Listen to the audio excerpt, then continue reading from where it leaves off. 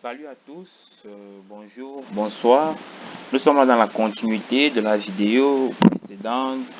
Nous revenons maintenant sur le travail du technicien. Nous avons déjà enregistré un client.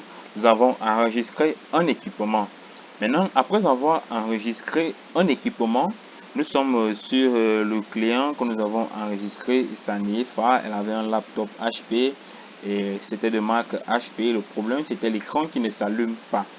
Alors, lorsque le technicien a fait cet enregistrement, la première des choses à faire, c'est au niveau de la réparation.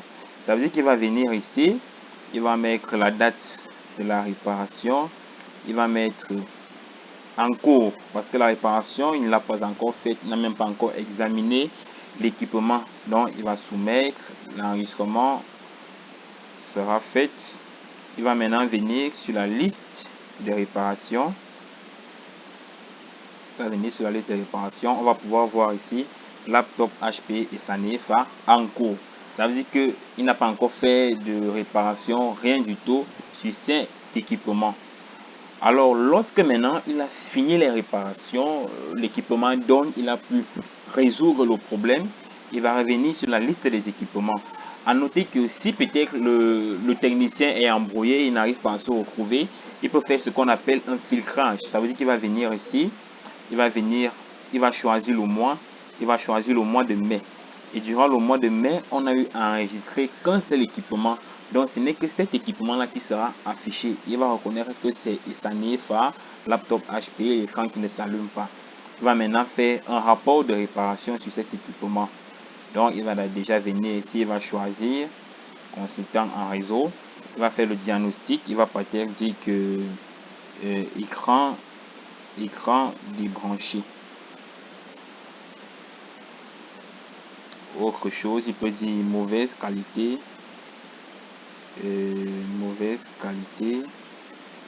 de la carte graphique. Mauvaise qualité de la carte graphique. Maintenant, sur le rapport, il va maintenant fournir les solutions qu'il a eu à effectuer pour cet équipement. Il peut par exemple dire, bon, je vais dire n'importe quoi, et remplacement, pour qu'on aille vite, remplacement de la carte graphique. Remplacement de la carte graphique. Il va venir ici, bon, comme les commentaires, il peut les ajouter s'il veut et il peut ne pas le faire. Ça va dépendre de ce qu'il a en face, du résultat qu'il a eu sur la réparation de l'équipement. Bon, pour ce cas, il peut par exemple dire carte graphique à modifier. Ne tenez pas compte des petites erreurs, c'est pour qu'on aille vite. Carte graphique à modifier chaque 6 mois. Chaque 6 mois, il va mettre le prix ici, disons 15 000 francs CFA. Il va mettre la date d'aujourd'hui et il va enregistrer le rapport. L'enregistrement du rapport a réussi. Lorsque maintenant il a fini d'enregistrer le dit rapport, il peut maintenant revenir sur la liste des équipements. Il va maintenant venir, liste de réparation. Il va revenir sur cet équipement.